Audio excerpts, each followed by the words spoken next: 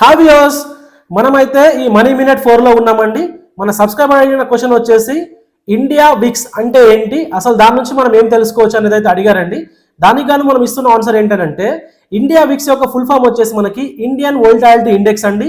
ఇది 2003లో national stock exchange వాళ్ళు NSC వాళ్ళు అయితే ఇంట్రడ్యూస్ చేశారు.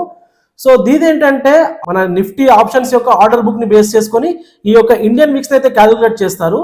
ఈ ఇండియన్ విక్స్ ఏం తెలుపుతుందంటే ఇన్వెస్టర్స్ యొక్క టెండెన్సీ ఏంటి అండ్ స్టాక్ మార్కెట్ అనేది రానున్న కాలంలో ఎలా ఉండబోతుంది, నెక్స్ట్ 30 daysలో లైక్ ఫ్లక్చుయేటెడ్ గా ఉండబోతుందా లేదా స్టాగ్నెంట్ గా ఉండబోతుందా అనేది మనకి ఇండియన్ విక్స్ అయితే మనకి తెలియజేస్తుంది.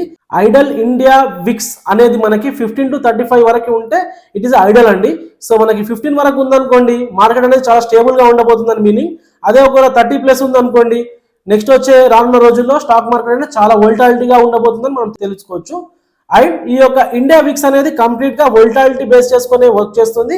ఇది అనేది మనకు ఒక ఇండెక్స్ అనమాట. లైక్ నిఫ్టీ 50 ఎలా అయితే టాప్ 50 కంపెనీస్ యొక్క పర్ఫార్మెన్స్ ఇండికేట్ చేస్తుందో అలాగే ఇండియా విక్స్ కూడా ఇండియా ఇన్వెస్టర్స్ యొక్క వోల్టాలిటీ ఎలా ఉంది, రానున్న కాలంలో స్టాక్ మార్కెట్ అనేది ఎలా ఉండబోతుందని ఇండికేట్ చేసే ఒక ఇండికేటరే మనకి ఇండియా విక్స్.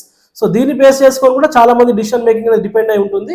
సో మీరు ఎప్పుడైతే ట్రేడ్ చేస్తున్నారో అప్పుడు ఇండియా విక్స్ గురించి కూడా ఒకసారి చూడండి. దాని యొక్క ఫ్లక్చుయేషన్ బట్టి కూడా మీ యొక్క డిసిషన్ అనేది మారే ఛాన్సెస్ ఉన్నాయి.